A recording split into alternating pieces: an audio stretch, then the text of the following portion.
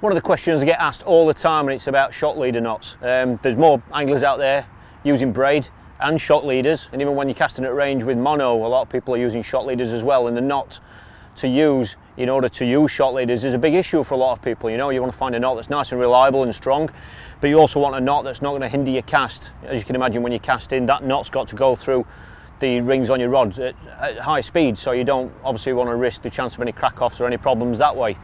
A knot that I've used for the last 6 or 7 years is a knot that it was shown to me by Dean Barlow. I think it's the same knot. It's the way that I've done it for the last 6 or 7 years, and I haven't found any other reason why, you know, why I should change from it, because I simply haven't had any problems with it, and it's a really small, tidy knot. And this is how I tie it. I'm using braid. Hopefully you can see this against this white background that we've put in. This is 010 submerged braid, which is the main sort of braid that I use all the time, the same diameter, 0.10, and I've got some 0.28 Coarse Master mono here that I'm going to be using as a shock leader. Okay, so I'm right-handed. I always have the braid, which is obviously going onto the reel, in my left hand. The first thing I do is create a loop. It can be a little bit fiddly to learn how to do this at the start, but once you get the idea of it, you can then go away and practice it and decide where you're going to put your fingers and that sort of stuff. So I create a loop like that. I then put the mono through, or the shock leader through that loop, and then just pinch it and drag it back like that. Okay, what I'm then going to do, what I do is I wrap the braid around the leader 6 times. I've just found that to be a nice number.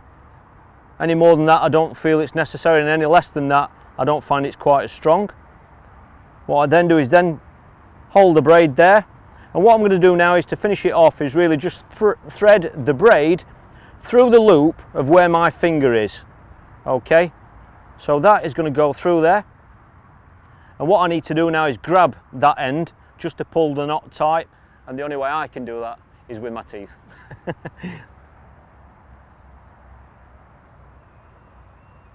I then pull the knot tight with both hands. Don't just pull one end, pull both the braid and the leader at the same time, and that will pull the knot so it's nice and tight like that.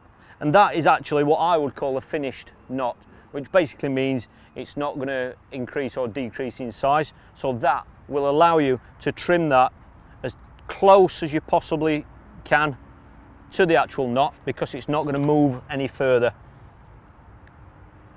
So I'll trim the leader side first, and then trim the braid. This is a little bit easier cutting braid with proper braid scissors, but I think these should be okay. There we go. And what you're left with there is a really, really small knot. I haven't seen a knot smaller than that, and I haven't had any issues as regards strength and it breaking on me. You know, as you can imagine, you might get snagged up and have to pull for a break or things, you know, scenarios like that. I haven't had any issues, and that's the knot I've used now for 7 years.